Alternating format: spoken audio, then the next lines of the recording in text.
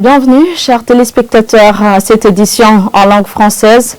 Au sommaire, la visite du sous-secrétaire général des Nations Unies en charge des opérations de maintien de la paix en visite au Burundi vise des échanges sur les étapes déjà franchies pour signer un mémorandum d'entente pour une unité additionnelle des troupes burundaises en Centrafrique. Et ils sont accusés de détournement d'aide destinée aux victimes des inondations. Ce sont les gestionnaires du site de déplacés de Kinya 2. Vous suivrez également cela dans ce journal.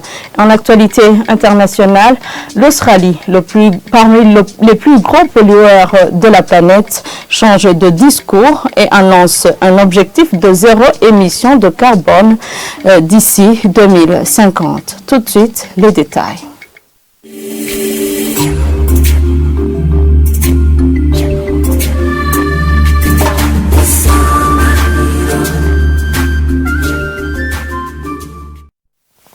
Bienvenue encore une fois. Nous débutons ce journal avec la page coopération, échanger sur les étapes déjà franchies pour signer un mémorandum d'entente pour une unité additionnelle des troupes burundaises en Centrafrique est l'une des visées du sous-secrétaire général des Nations Unies qui est en visite au Burundi.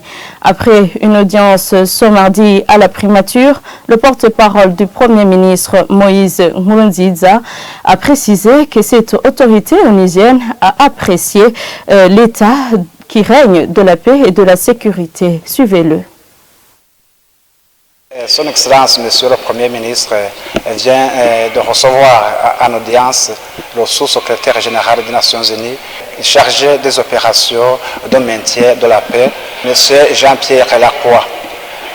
Son Excellence, Monsieur le Premier ministre, a d'abord souhaité la bienvenue à cette autorité onusienne qui a préféré visiter le Burundi. C'est un honneur pour le Burundi. Les deux autorités ont échangé essentiellement sur la paix et la sécurité, et non seulement au Burundi, mais aussi dans les pays voisins, spécialement à la République démocratique du Congo. Donc les deux autorités ont manifesté l'intérêt à ce que la RDC retrouve la paix. C'est un intérêt pour les Nations Unies, mais aussi c'est un intérêt pour le Burundi. Cette autorité onusienne a précisé qu'il vient au Burundi pour féliciter le Burundi dans les troupes qui prestent en Centrafrique, qui marquent de bonnes prestations. Il a en second lieu précisé qu'il est venu au Burundi pour échanger avec les autorités burundaises sur les étapes en cours pour qu'un mémorandum d'entente puisse être signé afin qu'une unité additionnelle puisse être déployée en Centrafrique. Son Excellence, Monsieur le Premier ministre, a précisé que le Burundi dispose de deux centres opérationnels, l'un pour l'armée burundaise et l'autre pour la police burundaise. Les deux centres sont opérationnels, sont équipés et préparent des hommes qui restent en attente pour intervenir en cas de besoin s'ils demandent d'une organisation onusienne ou d'une organisation africaine. Et l'Assemblée nationale a adopté ce mardi le projet de loi portant ratification de la République du Burundi dans l'accord d'un don de 80 millions de dollars de la part de l'Association internationale de développement, IDA en sigle. François Habyarimana, ministre ayant en charge l'éducation, qui a présenté ce sujet, a précisé qu'il se focalise plutôt sur l'amélioration des compétences et de l'employabilité des femmes et des enfants. Omer Ndouayo. Le ministre François Habyarimana, qui a exposé ce projet devant les élus du peuple, a indiqué que le projet vise le renforcement des capacités chez les jeunes et les femmes afin d'être compétitifs sur le marché du travail. À ce sujet, les députés, à l'instar de Zeno Bigirimana, se sont interrogés sur le fonctionnement des écoles techniques. Beaucoup de centres d'enseignement des métiers ne sont pas fonctionnels. Quelle est la plus-value de ce projet sur ces centres? Le ministre François rassure, nous sommes en passe de faire face à ces défis, a-t-il dit. Nous reconnaissons l'existence des centres d'enseignement, mais qui ne fonctionnent pas normalement. Mais nous sommes à l'œuvre pour trouver des solutions. C'est pourquoi certains des 1000 enseignants récemment recrutés ont été affectés dans les centres d'enseignement des métiers. Le député Martin Nivyabandi, lui, trouve que les 20 millions de dollars destinés aux jeunes ne suffisent pas au moment où la députée Joki Chantal se demande sur la durabilité du projet après les 5 ans prévus.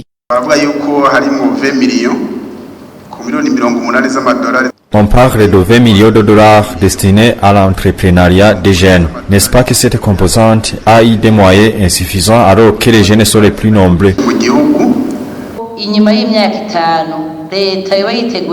Comment est-ce que le gouvernement compte pérenniser ce projet après les 5 ans d'exécution? Pour le ministre, cette enveloppe n'est pas négligeable. Il indique que le gouvernement appuiera la continuité du projet.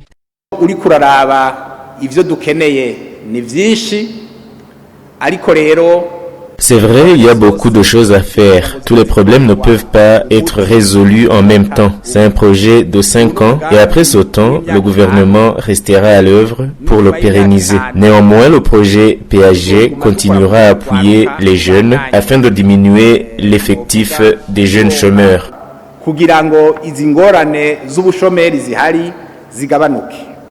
Ce projet conserve les jeunes et les femmes dont l'âge est compris entre 14 et 35 ans.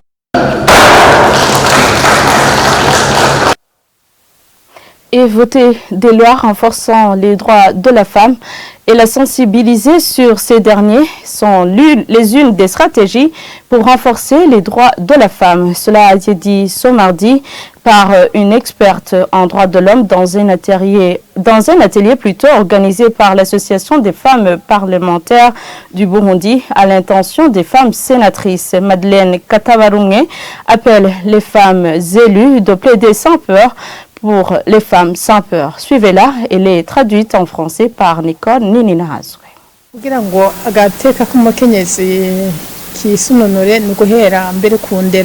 Pour améliorer les droits de la femme, il faut commencer par son éducation, car il faut qu'elle aille à l'école, tout comme les garçons. Après, celles qui terminent les études, il faut qu'elles aient l'engouement d'avoir des postes à haute responsabilité, ne pas se dévaloriser, sinon il sera difficile que les autres l'apprécient. Et puis, les autorités doivent les aider. Les femmes élues doivent d'abord sensibiliser leurs consoeurs et leur servir de modèle. Les femmes élues comme députées ou sénatrices ont un grand rôle dans le vote des lois qui visent à faire respecter la femme. À côté de ça, il y a la sensibilisation à travers les associations des femmes. Les femmes élues ont des moyens et devraient les utiliser, non pas pour se développer elles seules, mais pour développer leurs sœurs également et plaider sans peur en leur faveur. Je vous le disais en titre, les gestionnaires du site de déplacés de Kinyinya 2, c'est en zone Gatumba, sont accusés par ces derniers de détourner l'aide destinée aux victimes des inondations. Ces gestionnaires nient ces accusations et affirment que les listes des nécessiteux sont établies dans la transparence. Armel Moutore. Les plaintes sont nombreuses de la part de certains déplacés du site Kinyinya 2 en zone Gatumba. Ils accusent les gestionnaires de ce site de détourner l'aide de leur destinée. Lorsque l'aide arrive, les gestionnaires du site ne sont pas impartiaux. Ils privilégient leurs connaissances ou demandent des pots de vin pour être mis sur les listes.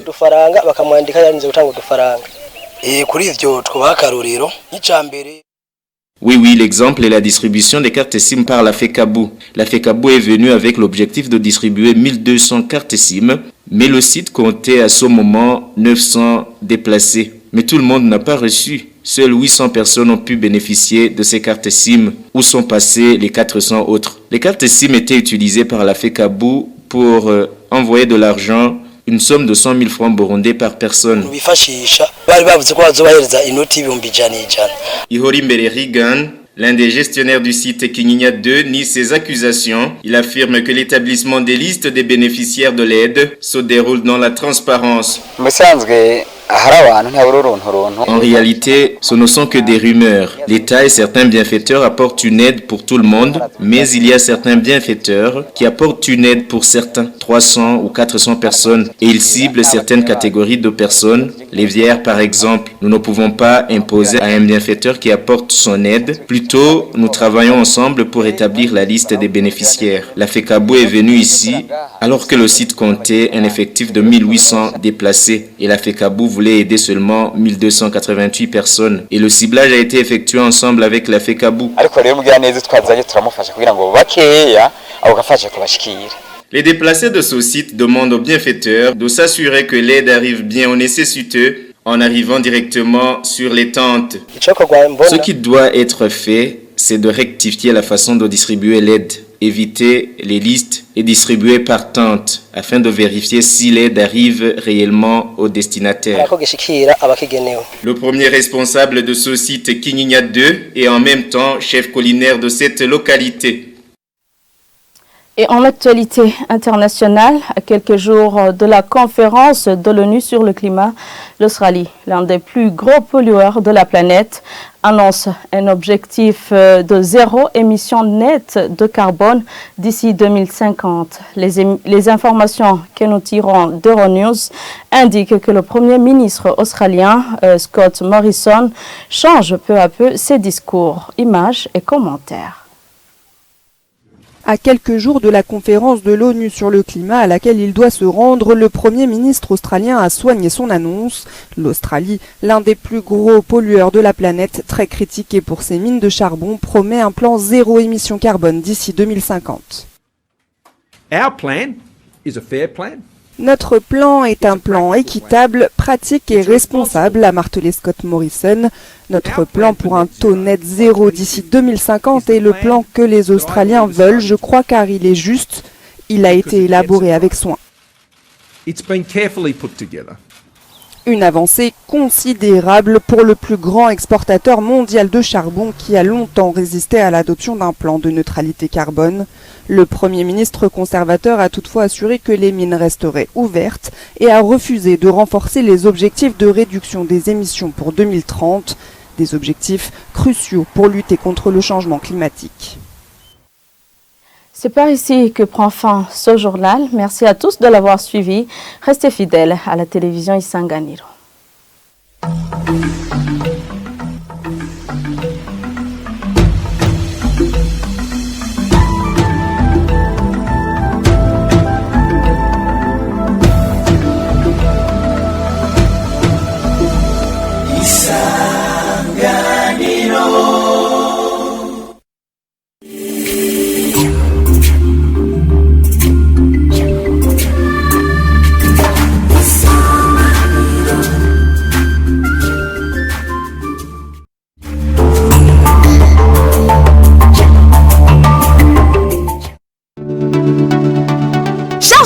Burundais ou Burundaises âgés de 18 à 35 ans et ont des projets innovants dans tous les domaines, le concours Innovation Week, organisé par le ministère de la Communication, des Technologies de l'Information et des Médias, en partenariat avec le